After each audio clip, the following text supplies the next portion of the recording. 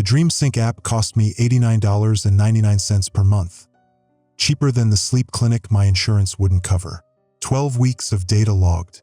REM patterns, delta waves, the whole neural cartography thing they promised would revolutionize rest. My Fitbit already tracked my sleep for free, but DreamSync had that Stanford research backing, the clinical trials, the testimonials from people who actually slept through the night. I'm looking at the notification now. 2:47 a.m. My phone's on the nightstand next to Jenna's side. She's the one with insomnia, not me, but we both signed up for the couple sync feature. Supposed to help partners sleep better together. The notification says, "Dream session incomplete. Reconnect to resume." Except Jenna's still asleep. Her breathing's normal. That's the thing. I can hear her breathing, count the seconds between inhales like I've done for 6 years of marriage, and it's perfect. Textbook REM cycle breathing. But her eyes are moving under her lids. Fast. Too fast, maybe? I'm not a doctor. I sell enterprise software solutions to healthcare providers. I know contracts and licensing models, not neurology. The app notification won't dismiss. I swipe it, comes back. Swipe again, back again. Jenna. I'm shaking her shoulder. Gentle first, then harder. Hey, Jenna. Nothing. Her eyes keep moving. The notification changes. Network dream state active. 127,843 users connected. That can't be right. Seattle Metro has what, maybe 50,000 DreamSync users? Their marketing said they hit 100K downloads last month. But downloads don't mean active users. I learned that the hard way pitching analytics dashboards to hospitals. Everyone downloads shit. Nobody uses it. I'm out of bed now. Barefoot on the hardwood we had refinished in March. $4,200. The contractor from Ballard charged us. The one with the Dodge Ram that leaked oil on our driveway. Jenna was pissed about that. The floor's cold. It's May but Seattle's still doing that thing where it's 50 degrees at night. My phone buzzes again. Different notification. Emergency alert. Emergency alert. Do not use DreamSync or any neural sleep apps. That's King County Emergency Management. Same system that sends Amber Alerts and earthquake warnings. I've gotten maybe 4 of these in 10 years living here. One was that windstorm in 2018. One was when they thought there was an active shooter at Pacific Place, but it turned out to be a car backfiring. I checked the timestamp. Sent at 2:39 a.m. 8 minutes ago. Jenna. I'm shaking her hard now. Her head lolls. I still moving. Breathing still perfect. Pulse. I'm checking her wrist. My finger's probably in the wrong spot because I'm not a paramedic. I'm a guy who sells software. Pulse feels normal. Strong. Regular. Another alert. Emergency alert. Awake personnel only in affected zones. Avoid contact with sleeping individuals using neural sleep applications. Awake personnel. Like this is a quarantine thing. Like there are zones now. I'm walking to the window. Our condo's on Capitol Hill, 11th floor, faces east toward the lake. At 2:47 a.m. on a Thursday, it should be dead out there. Maybe some cars on Madison. Maybe somebody walking a dog because Seattle has that thing where people walk dogs at insane hours. There are people in the street. A lot of people. And they're all walking the same direction. Down the hill. Toward downtown. Their movement's wrong. Synchronized, kind of. Like when you see a flock of birds turn all at once. Except these are people. In pajamas mostly. Some in just underwear. It's 50 degrees and they're walking downhill in formation like they coordinated this. I'm counting them. 12, 17, 23. More coming out of buildings. The apartment complex across the street, that new construction, the one that blocked our view, $2,800 studios. People are exiting the main entrance. Walking. Same direction. Same synchronized gait. My phone rings. Actual call, not alert. It's Trevor. My brother. He's in Fremont, works night shift at the Amazon warehouse in Soto. We talk maybe twice a month, mostly about fantasy football or when mom's flying in from Spokane. Are you awake? Trevor sounds, he's breathing heavy. Running maybe. Yeah. Jenna won't wake up. Don't touch her. I'm serious. Don't touch anybody who's sleeping. The alert said, I'm at the warehouse. We had 47 guys on shift. 31 of them won't wake up. They're all using that DreamSync thing. Half the warehouse signed up because some influencer said it would optimize productivity. Corporate was pushing it. Wellness initiative bullshit. Trevor doesn't swear much. He's doing that thing where his voice goes flat. Same tone he used when Dad died. Factual. Controlled. Scared underneath. What happened to them? They stood up. What? The sleeping ones. They stood up. Eyes closed. Walking. They're outside now. All walking south. Following each other. We tried to stop Davis. He's my supervisor. Good guy. 3 kids. We tried to grab him and Trevor stops. He grabbed back. Eyes still closed. He grabbed Justin's arm and Justin started screaming that he could hear something. Said Davis was showing him something. That's not. People don't work like that. I'm watching the street. More people. 40 now. 50. All walking downhill. All in sleep clothes. Some of them are bleeding, scraped knees, cut feet. But they're not stopping. Not reacting. Trevor, I need to wake Jenna up. Don't. I'm serious. We lost 3 guys trying to wake people. They're in the break room now. Won't wake up. Started sleepwalking 10 minutes later. That's not how sleep works. You can't catch. It's the app. It's doing something. Network effect. Once you're connected, you stay connected. The servers are in. He stops. Sound in the background. Voices. I gotta go. Lock your door. Stay away from anyone sleeping. I'll call you back. Trevor hangs up and I'm standing at the window counting sleepers. 40, 60, 100. My phone's buzzing with more alerts, but I'm not reading them. I'm watching the street fill with people who should be in bed. Jenna's still breathing behind me. Still asleep. Still infected. I need information. That's what I do. I analyze problems. Build decision matrices. Identify stakeholders and risk factors. This is just another problem. Except the solution might involve watching my wife turn into one of those things in the street. I'm moving away from the bedroom, into the living room. Laptops on the coffee table, Dell XPS 15, $1,800. Company issued. I open it. Check Reddit. That's where my brain goes in a crisis. Crowdsource the problem. r/Seattle has 47 new posts in the last 10 minutes. All variations of why are people sleepwalking and is anyone else seeing this, and one video that won't load because the cell network's choking. Someone posted a working stream from a doorbell camera in Queen and I'm watching it on my phone. The angle's pointing down at a residential street. 3 people walking past, then 7, then a dozen. They're not stumbling. Their gait is too smooth, too coordinated, like they practiced this. Comments loading slow, but I'm reading them. Capitol Hill, same thing. Fremont too. They're all going downtown. Called 911 20 minutes ago, still no answer. My phone shows the time. 3:02 a.m. 15 minutes since the first alert. Jenna's phone is buzzing on her nightstand. I pick it up. Face ID won't work with her eyes closed obviously, but I know her passcode. 0614. Our anniversary. The notifications are all DreamSync, Dream Session active, Network optimization in progress, Neural Sync, 98.7% complete. 98.7% complete of what? I open the app. Her profile shows she's been in a group dream session for 41 minutes. Session name, Cascade Network Event. Participants, 284,056 users. That number again. Growing. There's a map feature. Beta testing, we signed up for it last week. Shows DreamSync users in your area. The map is covered in blue dots. Every street around us. Moving. All the dots are moving toward downtown. Toward Pioneer Square specifically. Toward that intersection where they've got the transit tunnel entrance. The old bus tunnel they're converting to light rail. Deep underground. 3 levels down. That can't be right. Why would sleepwalkers go underground? I'm looking at Jenna again. Her lips are moving. No sound. Just movement. Like she's talking to someone in the dream.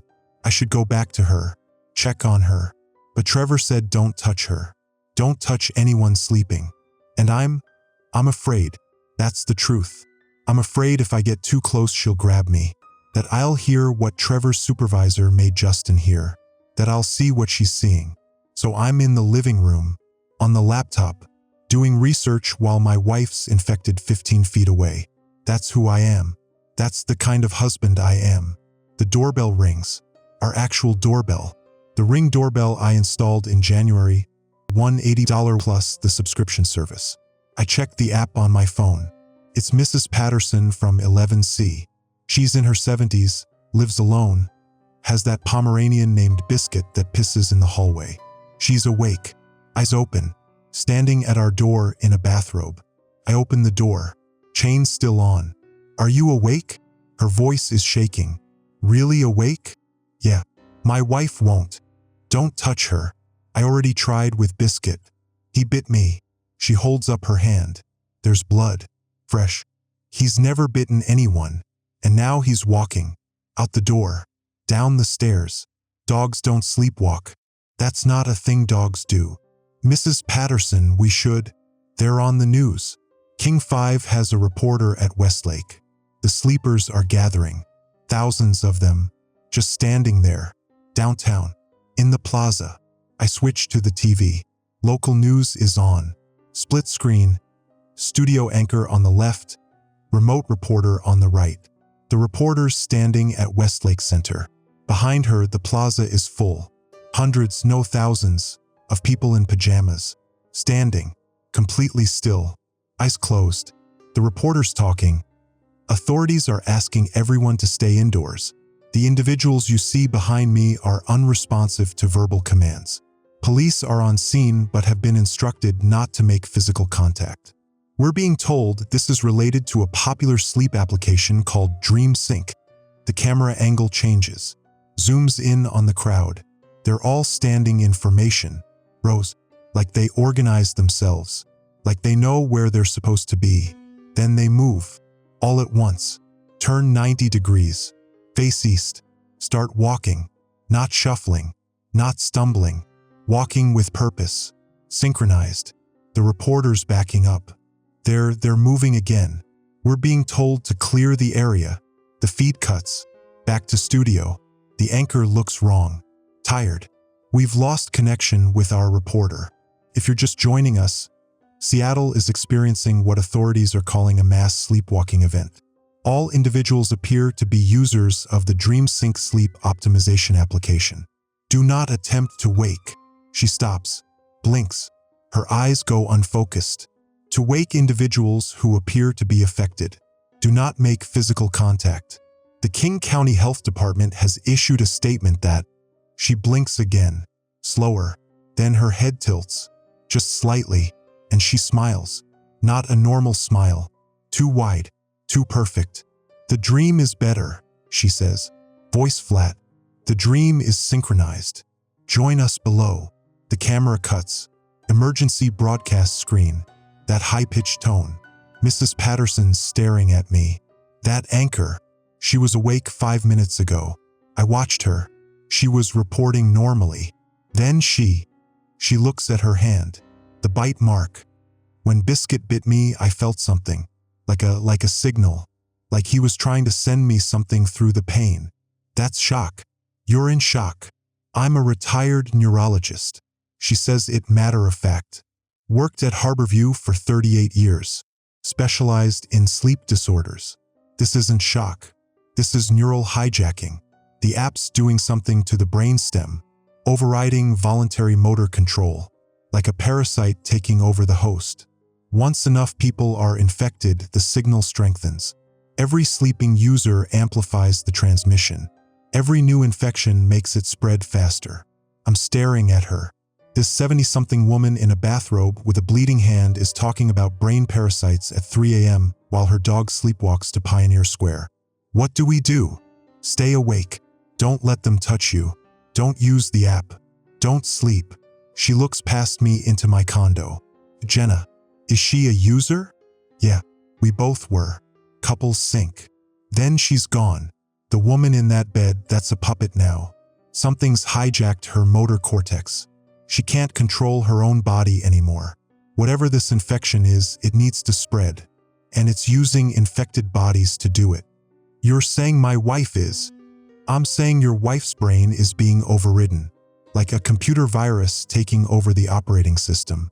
The person you married is still in there somewhere, but she can't control her body. Something else is driving. Jenna sits up, eyes still closed, moves her legs over the side of the bed, stands, perfectly balanced, starts walking toward the door. Toward me, Mrs. Patterson grabs my arm. Run, but I'm frozen, because Jenna's smiling now, that same too wide smile, and she's speaking, not to me, through me. The dream is synchronized, Jenna says, her voice, her vocal cords, but the cadence is wrong. Join us below. The network expands. The network optimizes. Sleep is inevitable. She reaches for me. I slam the door, chain still on. She hits it once, twice. No anger, no frustration, just mechanical persistence. Mrs. Patterson's pulling me toward the stairs. We need to get out of this building. Every unit with a DreamSync user is going to empty out in the next 5 minutes. We need to find other awake people. Group up. Stay mobile. We're in the stairwell. Emergency lighting only. Down 1 flight. 2. I'm hearing doors open above us. Footsteps. Many footsteps. All synchronized. All coming down. My phone rings. Trevor again. They're organizing, he says. No hello. The sleepers. They're forming groups. Coordinated movements. Some are going downtown. Some are heading to residences. Specific addresses. Like they're recruiting. Are you out of your building? Heading down. Mrs. Patterson's with me. She's. Doesn't matter. Get to somewhere you can defend. Somewhere with 1 entrance. Hardware stores are good. Tools, supplies. There's a True Value on Broadway near. The stairwell door on the 7th floor opens. 3 people step out, eyes closed, walking in formation, coming down toward us. Trevor. They're in the stairwell. Then go up. Get to the roof. I'll come get you. Stay on the line. Mrs. Patterson's already turning around. We're climbing. Past our floor. Past 12. To the roof access door. It's locked. Key card entry. I'm swiping. Once. Twice. Red light. My hands are shaking. Swipe again. Green light. We're through. The roof. Open air. Seattle spread out below us. And I can see them now. All over the city. Rivers of people. All flowing downhill. All heading to the same convergence point downtown. The door behind us rattles. Handle turning. They followed us. We're on the roof of an 11-story building at 3:17 a.m., watching my city fill with puppets, and my wife is one of them. Trevor's pickup, 2015 F-150, needs transmission work, pulls up on Broadway 17 minutes later. Mrs. Patterson and I climb down the fire escape on the south side. My hands are still shaking from the ladder work. Heights aren't my thing. Software sales involve airports and conference rooms, not rooftop evacuations. Get in. Trevor's passenger seat is full of gear from the warehouse. Work gloves, first aid kit, 2 mag lights, a tire iron. He sweeps it into the back. Mrs. Patterson climbs in first. I follow. Trevor pulls away before I get my door closed. They got the warehouse, he says. He's driving north on Broadway. Fast. Running red lights. Everyone who touched a sleeping person. 30 minutes max, they go down. Won't wake up. Then they stand up and join the parade. How many got out? Me. For others. Maybe. I lost track. He hangs a right on Denny. I'm heading to my apartment in Fremont. 5th floor walk-up. Steel door. 1 entrance. We can hold there until whatever's supposed to happen. The CDC will respond. I'm saying. Except I don't believe it. This is a biological outbreak. They have protocols. CDC's in Atlanta. By the time they get people here, this thing will have spread to. Trevor stops, slams the brakes. We're at the intersection with Fairview. There's a group crossing. 40 people. 50. All sleepers. All walking south. They don't look at us. Don't react to the truck. Just cross. Methodical. Patient. Trevor reverses. Takes a side street. Every major road downtown is blocked now. They're forming barriers. Living roadblocks. And it's spreading. I saw the news before the station went dark. Portland's reporting cases. Vancouver, BC. Spokane. Anywhere DreamSync had users. Mrs. Patterson speaks up from between us. The app launched in 12 major cities last month. Beta testing in 43 metros. If the infection rate holds steady, we're looking at 3 million users by morning. 6 million by tomorrow night. Exponential growth. Classic epidemic modeling. You said we need to stay awake. I'm looking at her. For how long? Until the network collapses. Until someone shuts down their servers. Until the sleeping population exhausts itself. Human bodies can't REM cycle indefinitely. 72 hours, maybe 96, the hosts will start experiencing organ failure. The network will destabilize. For days. Trevor sounds hollow. We need to stay awake for 4 days while everyone we know tries to put us to sleep. My phone buzzes. Text from Jenna's number. Come home. The dream is better. You're missing it. I show Trevor. He doesn't take his eyes off the road. Block her. Block everyone. They're using phones now. Social engineering. Trying to lure awake people back. That's not Jenna. I know. That's the problem. We're on the Aurora Bridge now. The ship canal is below us. Dark water reflecting streetlights. There are people on the bridge. Walking. At 3:47 a.m., there shouldn't be pedestrians on Aurora. But there are dozens. All heading south. Trevor's speeding. 60, 70. Weaving between them. They don't move. Don't flinch. We clip one, just the shoulder, but I hear the impact. And they stumble, recover, keep walking. Jesus, Trevor. They don't feel it. They're puppets. But his voice cracks. That was Mrs. Delgado. From my building. She has a grandson in Tacoma. Had a grandson. I don't know. We're across the bridge. Fremont's quiet. Residential streets. Dark houses. But I'm seeing lights in windows. Movement. People waking up to check their phones. To see the alerts. Or maybe not waking up at all. Trevor parks outside his building. Red brick. 1920s construction. External fire escape. 5th floor. Apartment 512. We get inside, we barricade, we wait. Mrs. Patterson's looking at her phone. The news is completely down. Local stations offline.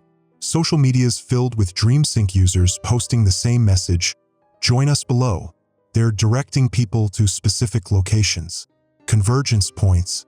Seattle's is Pioneer Square. Portland's is the Pearl District. Every city has a focal point. Why underground? I'm asking. Why are they going to tunnels? Signal propagation.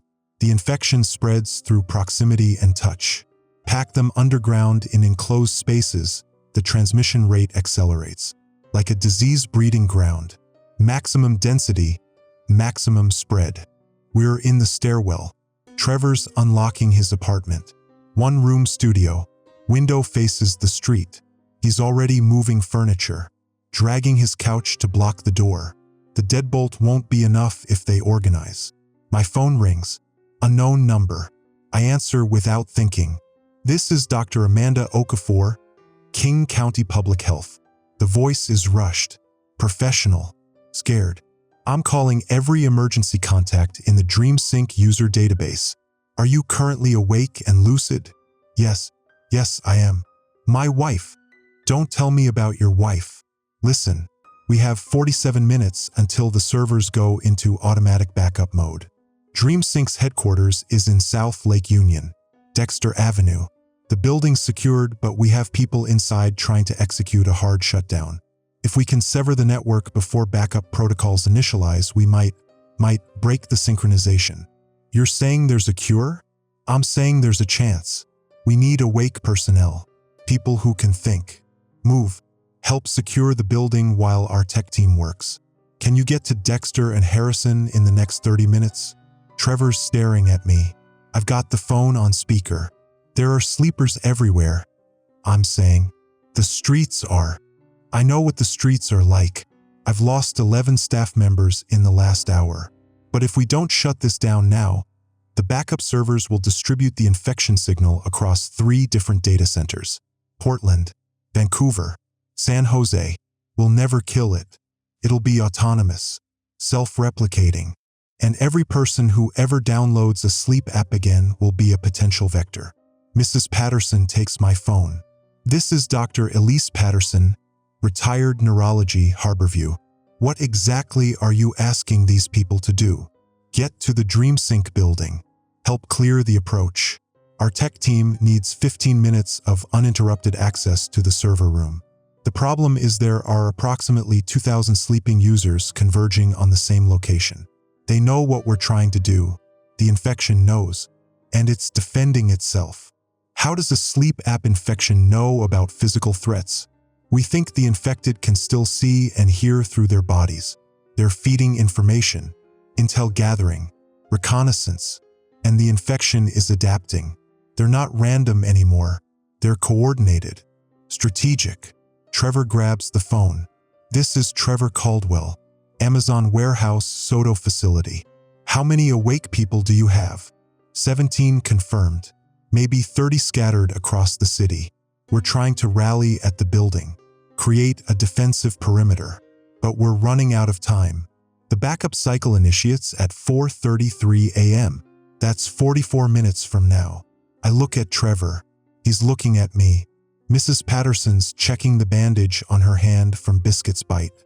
My wife's infected, I'm saying, and I don't know why that matters, but it does. If we shut it down, what happens to her? Dr. Okafor's quiet for 3 seconds. Best case? She wakes up, disoriented, traumatized, maybe permanent neurological damage from whatever signal's been running through her brain.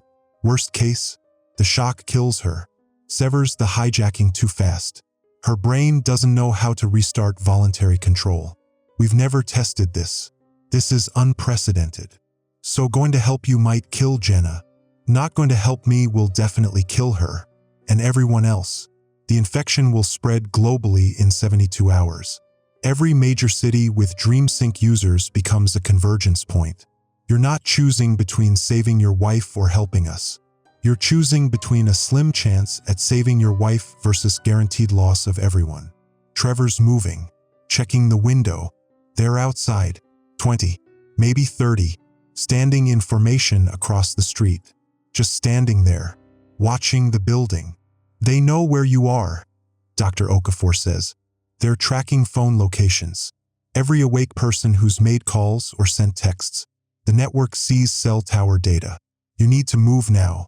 Get to Dexter Avenue. We'll coordinate from there. I'm sending you an encrypted channel link. My phone dies. Battery at 2%. I forgot to charge it. That's the kind of stupid civilian mistake that gets you killed in whatever this is. Trevor's got a charger. I'm plugging in, but the power's out. The whole building. Lights gone. They cut the power, Mrs. Patterson says. They're hurting us, forcing us out. Trevor's grabbing the tire iron, the mag lights. Then we go. Out the fire escape. Get to my truck. Drive to Dexter. Hope we're not too late. I'm thinking about Jenna, about her lying in our bed, eyes moving, smiling that wrong smile, about the woman I married versus the thing operating her body, about how going to help Dr. Okafor might kill her, about how not going definitely will, about how there's no good answer here. We have to try, I'm saying, right? We have to try. Trevor nods, opens the window, fire escape. 5th floor down to street level while 30 sleepers watch from across the road. My hands are shaking again. The tire iron's cold in my grip. We climb down. The DreamSync building is glass and steel, 7 stories. That modern tech campus aesthetic where everything's open concept and collaborative and probably costs $80 per square foot. We're parked 2 blocks away on Dexter. The street's packed with sleepers. Hundreds. They're not in formation anymore. They're surrounding the building. A living wall. Trevor's counting them. 300, maybe 4, and more coming from every direction. Dr. Okafor's voice comes through Trevor's phone. Mine's still dead, charging off his truck battery. I count 17 awake inside the building. 5 more approaching from Queen N. Are you there? We're here. 2 blocks out. There's no clear path. Then make one. We have 27 minutes until backup cycle. The tech team is in the server room. 3rd floor. They need uninterrupted access. Every minute counts. Mrs. Patterson's looking at the sleepers. They're not attacking, just blocking. Passive resistance. The network's playing defense. They'll attack if we get close, Trevor says. I've seen it. They don't fight like people. They fight like they're one organism. Coordinated. No self-preservation. 1 goes down, 3 more take its place. I'm staring at the building, at the glass entrance, at the crowd between us and it. I'm doing math in my head, stupid sales analytics math, the kind that measures conversion rates and market penetration. 17 awake people inside, 300 sleepers outside. That's 17.6 to 1 odds, plus the 5 approaching from Queen N. Those are terrible numbers. We can't fight through that many, I'm saying. We don't have to fight them all. Dr. Okafor sounds like she's running, breathing hard. Just create an opening. Get inside. Help us hold the entrances while the tech team works. With what? We have a tire iron and 2 flashlights. There's a construction site next door. Redevelopment project. Tools. Materials. I don't know. Use your imagination. Trevor's already moving, circling the block. The construction site is scaffolding and equipment. Locked gate, but the chain's loose. We're through. Portable lights powered by generators. They're running. Nobody shut them down because the overnight crew was probably using DreamSync. There's equipment. Nail guns. Concrete saw. Sledgehammers. Trevor grabs a sledgehammer. Tosses me another. Mrs. Patterson picks up a crowbar. I haven't swung a hammer since medical school, she says. Habitat for Humanity, 1987. I was terrible at it. We're back at the fence. The sleepers haven't moved, still surrounding the building, but they know we're here. I can tell. The ones nearest us have their heads tilted, listening, sensing. However, the network processes information. On 3, Trevor says. We run straight through. Don't stop. Don't engage unless you have to. Just get to the entrance. This is insane, I'm saying. And it is. This is insane. I sell software. I attend PowerPoint presentations. I have never in my life run toward a crowd of people who want to infect me with a neural parasite. 1, 2, 3. We're running. Full sprint. Across Dexter. Into the crowd. They turn. All at once. I still closed. Reaching for us. I swing the sledgehammer. Connects with someone's shoulder. They drop. No sound. No pain reaction. Just drop. I keep running. Trevor's ahead of me. Swinging. Clearing a path. Mrs. Patterson's behind me. She's screaming something. Medical terms. Latin. Like she's narrating what she's doing to cope with doing it. Someone grabs my jacket. I spin. It's a woman. 30s. Tech worker probably. Her badge is still clipped to her pajama shirt. Join us below, she says. Flat voice. That same wrong smile. The dream is synchronized. I shove her. She doesn't fall. Just stands there. Reaches again. I'm swinging the hammer. Hitting her arm. Bones break. I hear them break. She doesn't react. Keeps reaching with the broken arm. Trevor pulls me forward. Don't stop. We're through. At the entrance. Glass doors. Locked. Someone's inside. Awake. A guy in security uniform. He sees us. Opens the door. We're in. He slams it. Locks it. The sleepers press against the glass. Hundreds of hands. Pushing. Testing. 3rd floor. The security guy says. Name tag says Raymond. Dr. Okafor's coordinating from there.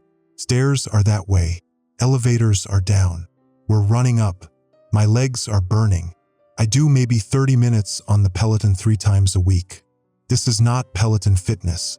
This is full body panic exercise. 3rd floor. Open office space. Desks and monitors and those ergonomic chairs that cost $900 each. Dr. Okafor's at a desk near the windows. She's black, 40-something, wearing scrubs. Blood on them. Not hers, I think. I hope. You made it. Good. We have 19 people now. They're coming through the garage. East entrance. We sealed the north and west entrances, but east is open. That's where they'll push. How many are in the building? Trevor asks. None yet. We cleared the floors. Found 8 DreamSync employees who were sleeping. Locked them in conference rooms. But the sleepers outside are getting organized. They're going to breach in. She checks her watch. 17 minutes. That's when the network will have enough distributed processing to coordinate a full assault. How do you know that? Because I've been monitoring their behavior for 2 hours. They're learning, adapting. First hour they were mindless, just walking.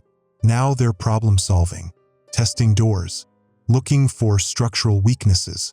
The network's IQ is growing as more users connect. We're dealing with emergent intelligence. Mrs. Patterson's at the window. They're stacking. What? They're climbing on each other, making human pyramids. They're going to break the windows. I'm looking. She's right. The sleepers are forming structures. 3-person base, 2-person second tier. 1 climber going up, reaching for 3rd-floor windows. Their hands hit the glass, pushing, rhythmic, synchronized pressure. How long until the windows fail? Trevor's asking. Tempered glass, rated for wind loads. Maybe 10 minutes of sustained pressure. Maybe 5. Dr. Okafor's moving. Raymond, get everyone from the east entrance up here. We're consolidating. 3rd floor only. We hold this floor. Nothing else matters. People are coming up the stairs. Exhausted, scared, awake. I count them. 11, 19 total with us. Against hundreds outside. Thousands across Seattle. Millions globally in 12 hours. A man in a DreamSync employee hoodie runs up. Young, late 20s. Glasses. We're locked out. The system won't accept manual override. The network's defending itself. It's locked us out of our own servers. Can you bypass it? We're trying. But whoever designed this, the architecture has failsafes. Multiple redundancies. It's like they knew someone would try to shut it down. They did know. Mrs. Patterson's still at the window. This was intentional. DreamSync wasn't a sleep app. It was a delivery system. For this. For networked, someone built this deliberately. That's conspiracy theory bullshit, Trevor says. Is it? Look at the infection rate. Look at the coordination. This is too efficient to be accidental. Someone wanted to create a hive mind, and they used insomniacs to do it. The window cracks, not breaks, just cracks. Spider web pattern spreading across the glass. Dr. Okafor's on her phone. This is Okafor. Building perimeter compromised. East windows failing. We need backup now. Pause. What do you mean you're all that's left? Longer pause. She hangs up, looks at us. King County Emergency Management is down. Last 3 staff went dark 20 minutes ago. We're on our own. The window breaks. Glass explodes inward. Sleepers pour through. 3, 5, 7. They're in the office. Trevor swings his sledgehammer. Connects. 1 drops. 2 more climb through. Raymond's hitting them with a fire extinguisher. Foam everywhere. They don't stop. I'm swinging. Hitting. Someone grabs my arm. I look. It's Jenna. My wife. Her face. Her eyes still closed. That smile. She's here. She found me. The network sent her specifically. Join us, she says. Her voice. Her mouth. Wrong cadence. The dream is better. You're missing it. Trevor's coming too. Mrs. Patterson. Raymond. Everyone you know. Everyone you love. We're all together below. Synchronized. Perfect. No more fear. No more loneliness. Just the network. Just us. I'm frozen. The sledgehammer's in my hand, but I can't swing it. This is Jenna. This is the woman I married. 6 years. I know the scar on her left shoulder from the bike accident in Portland. I know she hates cilantro. I know she sings off-key in the shower. Fight it. Trevor's yelling. That's not her, but it is her.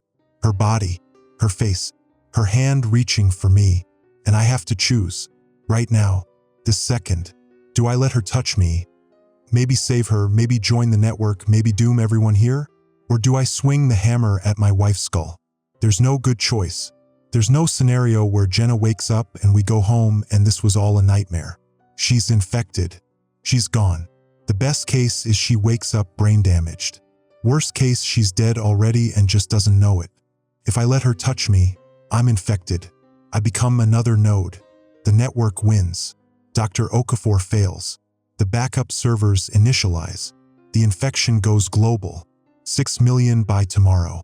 100 million by next week. Everyone who ever sleeps again. If I swing the hammer, I kill my wife. Maybe. Probably. Her body's already moving. Already reaching. Already too close. I'm looking at her face. Memorizing it. The curve of her jaw. The freckle near her left eye. The hair she dyed auburn last month because she was bored. I'm choosing. I swing. The hammer connects with her shoulder. Not her head. I can't hit her head. The shoulder's enough. Bones break. Clavicle probably. She stumbles. Falls. Gets back up. Reaches again with the broken arm hanging wrong. Trevor grabs me. Pulls me back. Server room. Now. We're running. Down the hall. The tech guy with glasses is ahead of us. The server room door is open. Racks of equipment. Blinking lights. Fans running. The sound of cooling systems working overtime. 5 minutes. The tech guy says, I can force a shutdown in 5 minutes. But I need the room clear.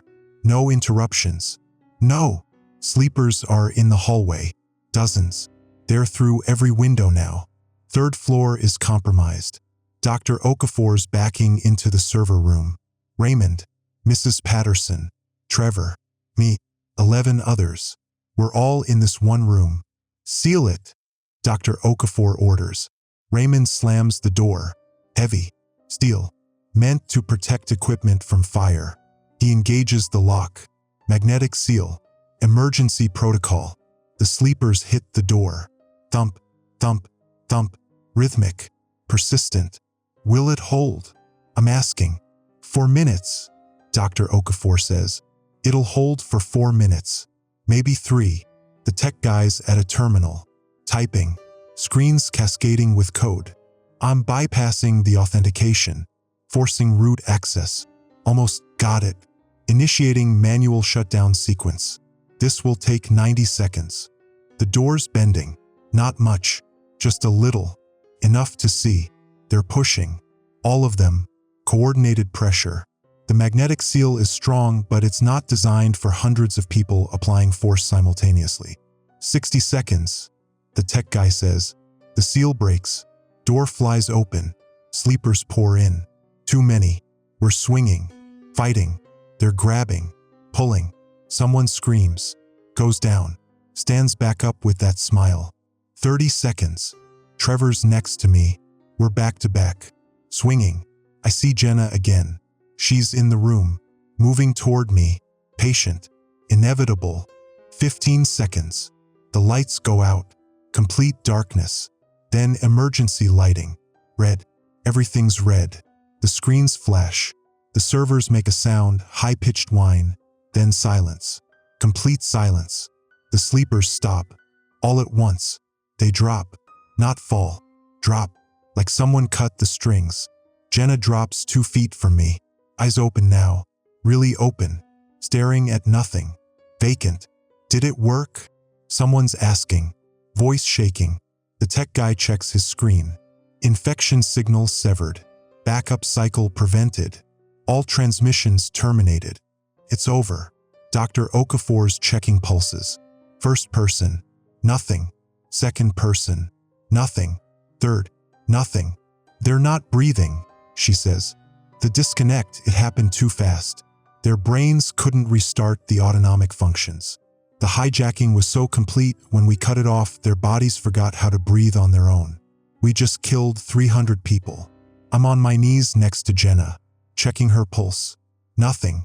Chest compressions. Nothing. Mouth to mouth. Nothing. Her eyes are staring past me, at the ceiling, and nothing. Jenna, come on. Please. I'm doing compressions. Counting. 30 compressions. 2 breaths. 30 compressions. 2 breaths. Trevor's trying to pull me away. I'm not stopping. Can't stop. Dr. Okafor puts her hand on my shoulder. She's gone. They're all gone. The infection hijacked too much of their brain function. When we severed the signal, their bodies couldn't remember how to work independently. Neural shock. Complete system failure. I'm staring at Jenna's face. Her eyes still open. That vacant stare. This is my wife. The woman I married. The woman I just killed by making the right choice. There's no victory here. We saved the world. We stopped the infection. And everyone who was infected died. 300,000 people in Seattle. Maybe 1 million globally. All dead because we shut down the servers. All dead because I chose to save the world instead of trying to save her. Trevor's pulling me up. Away from her body. Out of the server room. Into the hallway. The building's full of bodies. All the sleepers who were trying to get in. All dead. Vacant eyes. That same empty stare. I did this. We did this. We made the right choice and it killed everyone. It's been 6 days. The DreamSync building is still here. Empty now. The bodies got removed on day 3. Refrigerated trucks. Same system they used for COVID overflow. I watched them load Jenna. Bag number 2847. They gave me the number. Said I could claim her when the morgue processed everything. When they figured out what to do with 284,056 dead people. Seattle, Portland, Vancouver, Spokane, San Jose, Denver, Phoenix, Austin, 12 cities total. All the beta test markets. All dead. Everyone who used DreamSync that night. Everyone who got touched by someone who used it. My condo's empty. I went back once. Day 4. The bed's still unmade. Jenna's phone is on the nightstand. Still showing that notification. Dream session incomplete. Reconnect to resume. The app's been deleted from every store. DreamSync Incorporated filed for bankruptcy 40 minutes after the shutdown. The CEO's in federal custody. The entire executive team. Turns out Mrs. Patterson was right. It was intentional. Neural architecture designed to create networked. They called it collaborative dreaming. They called it the next evolution of human connection. They killed 284,056 people testing it. Trevor's staying with me. His apartment was too close to the convergence point. Too many bodies in the stairwell. They're still removing them. He sleeps on my couch. When he sleeps, we're both having trouble with that.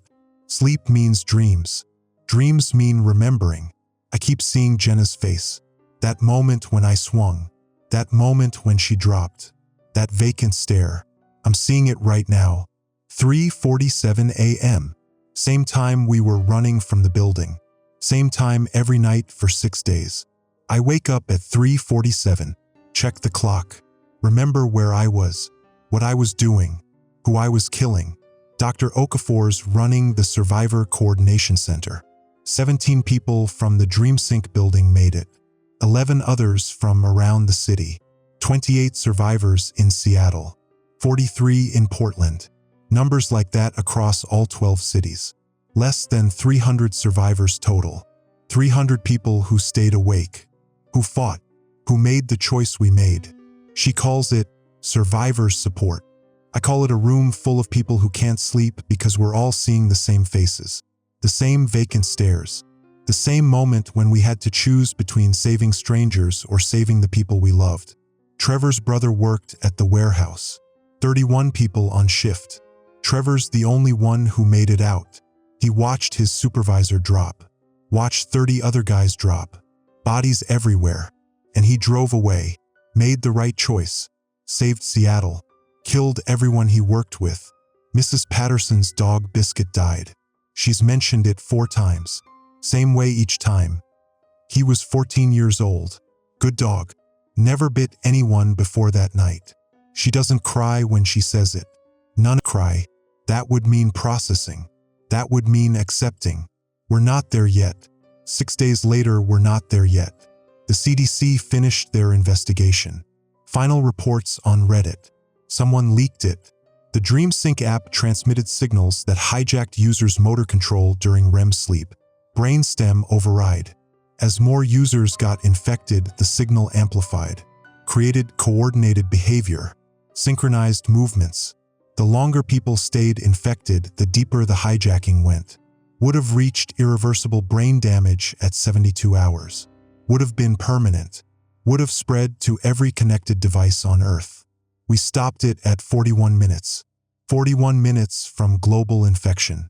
And stopping it killed everyone who was already infected.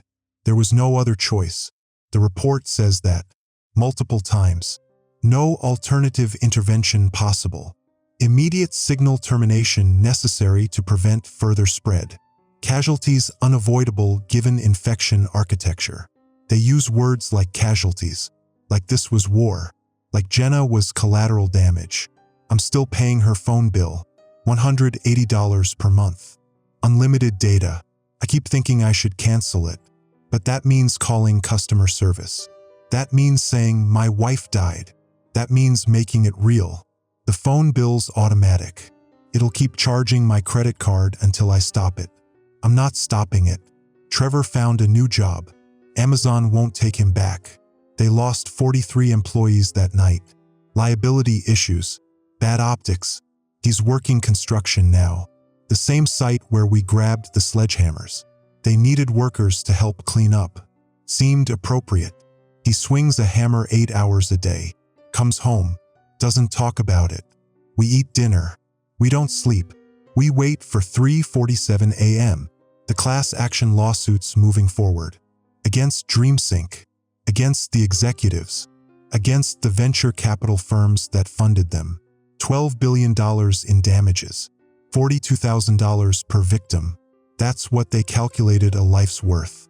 I'm named in the suit. Jenna's family's named. 284,056 families. All suing. All trying to make someone pay for what happened. No amount of money brings her back. No settlement puts her body in bed next to me. No jury verdict makes 3:47 a.m. easier. Dr. Okafor's putting together a registry. All the survivors. All the families. She wants to create a memorial. Pioneer Square probably. Where the convergence happened. Where they were all walking. 284,056 names. Carved in granite. Something permanent. Something that says these people existed. These people mattered. These people died because we chose to save the world. I haven't told her I'm not sure we saved anything. We stopped the infection. We prevented global catastrophe. We killed 250,000 people doing it. And every single night at 3:47 a.m. I wonder if there was another way. If I was smarter, faster, better. If I could have swung the hammer differently. If I could have pulled Jenna out of the building before we shut down the servers. If I could have saved her and saved everyone else. The CDC report says no. Mrs. Patterson says no. Dr. Okafor says no. They all say the same thing. No alternative intervention possible. No way to save the infected and stop the spread. No magical solution where everyone lives. But they're not the ones who swung the hammer. They're not the ones who broke their wife's shoulder. They're not the ones who watched her drop. Who watched her eyes go vacant. Who did chest compressions on a body that was already dead. I did that. I made that choice. And I have to live with it. Every day. Every night. Every time I see 3:47 on the clock. Trevor's awake on the couch. I can hear him breathing. Same pattern as mine. Short. Shallow. The breathing of someone who's not asleep. Who can't sleep. Who's afraid of what they'll see when they close their eyes. You up? He asks. Voice quiet. Dark. Yeah. Same time. Same time. He doesn't say anything else. Doesn't need to. We both know what 3:47 means. What it'll always mean. The moment we made the choice. The moment we saved the world. The moment we killed everyone. Jenna's phone is on the nightstand. Right where she left it. I pick it up sometimes. Scroll through her photos, her messages, her life that stopped that night. The last text she sent was to her sister in Tacoma. Trying the new sleep app tonight, supposed to be amazing. 9:47 p.m., 6 hours before she died. 6 hours before I killed her. The sisters named in the lawsuit. She wants justice. She wants accountability. She wants someone to pay for her sister's death. And I'm one of the survivors, one of the heroes, one of the people who stopped the infection. She doesn't know I'm also the person who swung the hammer, who made the choice, who killed 284,056 people to save the world. Nobody knows that except the 28 of us who were in that building. 28 people who made the same choice, who live with the same 3:47 a.m. wake-ups, who see the same vacant stares. Dr. Okafor calls it moral injury, says it's worse than PTSD, says it's the wound you get from doing the right thing when the right thing costs everything, says there's no treatment for it, no therapy, no medication, just time, and time doesn't help. 6 days feels like 6 years. 6 years from now will feel like 6 days. The wound doesn't heal. The stare doesn't fade. 3:47 doesn't get easier. Trevor's sitting up now. I can see him in the darkness. We saved the world, he says. Not a question, a statement, a reminder, the thing we tell ourselves. Yeah. Then why does it feel like we killed it? I don't answer. There's no answer. We did both. Saved the world. Killed everyone we loved. Made the choice. Did the right thing. Destroyed ourselves doing it. It's 3:52 now. 5 minutes past the moment. 5 minutes further from sleep. 5 minutes closer to tomorrow morning when we'll go to the Survivor Coordination Center and sit in a room with 26 other people who can't sleep, who can't cry, who can't forget. 5 minutes closer to the rest of our lives living with what we did. Jenna's phone screen lights up. Notification. Facebook memory. 1 year ago today. It's a photo of us. Anniversary dinner. That restaurant in Belltown she loved. She's smiling. Real smile. Not the wrong smile. Not the vacant stare. Just Jenna. My wife. The woman I married. The woman I killed 6 days ago at 4:17 a.m. when the servers shut down and her brain forgot how to work. I'm not deleting the photo. I'm not deleting any of them. This is what I have left. Pixels and memories and 3:47 a.m. wake-ups. This is the cost of saving the world. This is what the right choice looks like. Trevor's looking at me. He knows. He's been looking at photos of his supervisor, of the 31 guys from the warehouse, of everyone he worked with who died. He knows exactly what this costs. Tomorrow, he asks. Tomorrow, we'll wake up. We'll go to the coordination center. We'll sit in that room. We'll not talk about it. We'll come home. We'll not sleep. We'll wait for 3:47. Every day. For the rest of our lives. Living with the choice. Living with the cost. Living with 284,056 reasons why we saved the world and 0 reasons why that makes it better.